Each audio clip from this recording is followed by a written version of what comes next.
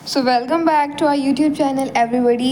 So इस video में we will discuss all about second round of counseling, then उसकी जो वैकेंसी लिस्ट आई है उसके बारे में डिस्कस करेंगे एंड किन बच्चों को सेकेंड राउंड में सीट मिलेगी या अपग्रेड कैसे करें सेकेंड राउंड में सीट या वो NRI सीट्स वाला क्या हिसाब है. All the things we will discuss in this video. So watch the video till the end.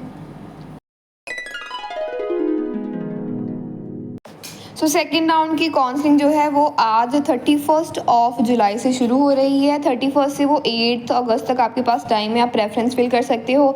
Same he process है काउंसलिंग फिल करने का जैसे आप लोगों ने फर्स्ट राउंड में की थी कि वेबसाइट पर लिंक आएगा, वहाँ पे आप अपनी प्रेफरेंस फिल करोगे एंड एवरीथिंग. ठीक है, तो प्रोसेस तो आपको पता है. सो नेक्स्ट आती है बात टेंटेटिव वैकेंसी सीट की. उन्होंने लिस्ट भी अपलोड कर दी हुई है on their Baba Farid site, लेकिन फिर भी मैं एक बार डिस्क्रिप्शन में आपको लिंक दे दूंगी वैकेंसी लिस्ट का. आप लोग वो वैकेंट लिस्ट वो चेक कर सकते हैं.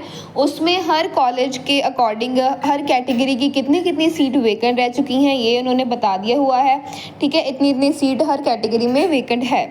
एंड अभी काफ़ी बच्चों का क्वेश्चन था कि सीट तो इतनी कम बची हैं तो उन्हें मिलेगा, सीट मिलेगी वहाँ पे या नहीं मिलेगी. तो आई विल से कि अपनी तरफ से आप कॉलेज को प्रायोरिटी देकर सबसे ऊपर फिल करें एंड आपको सीट ज़रूर अलॉट हो जाएगी.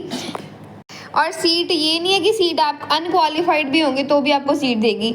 In second round same criteria अभी भी वही है कि क्वालिफाइड बच्चों को ही जो है वो सीट मिलेगी. एंड इस बार तो अदर स्टेट्स वाले बच्चों को भी सीट मिलेगी. अदर स्टेट वालों में से भी जो बच्चे क्वालिफाइड होंगे लाइक जनरल में से 50 परसेंटाइल, देन BC में से 45 परसेंटाइल एंड SC कैटेगरी वालों के बच्चों के लिए 40 परसेंटाइल जो होगी वही बच्चों को अभी चांस मिलेगा सेकेंड राउंड फिल करने का.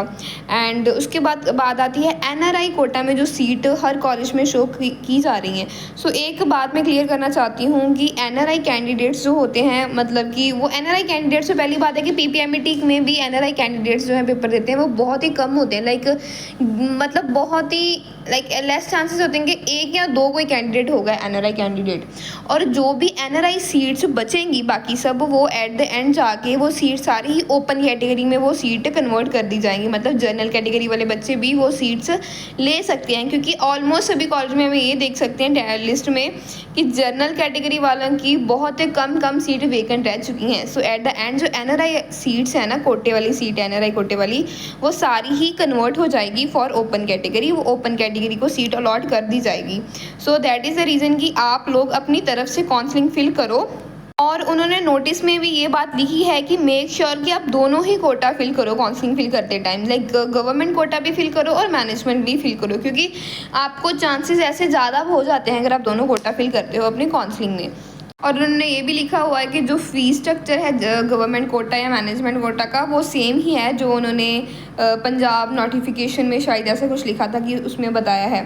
सो make sure you guys fill both the quota while selecting your college. ठीक है, और ये मत करना कि सिर्फ एक या दो कॉलेज ही सिलेक्ट करो और वो भी आपके रैंक के अकॉर्डिंग ना हो. सो मेक श्योर कि आप जो भी कॉलेज सिलेक्ट करो वो इतना देखो कि आपके रैंक के अकॉर्डिंग वो कॉलेज पे सीट अलॉट हो जाएगी या नहीं होगी. ये ना होना कि आपका रैंक हो 7000 समथिंग और आप फिल कर रहे हो सारे गवर्नमेंट कॉलेज, तो आप खुद ही सोचो कि इतने रैंक पे गवर्नमेंट कॉलेज कैसे मिल जाएगा.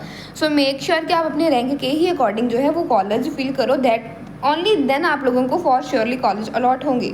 सो I guess that was it for now. और कोई भी जो आप लोगों का डाउट्स होगा या कोई और आप चाहते हैं कि नेक्स्ट वीडियो इस टॉपिक पे आए, just drop it down in the comment section.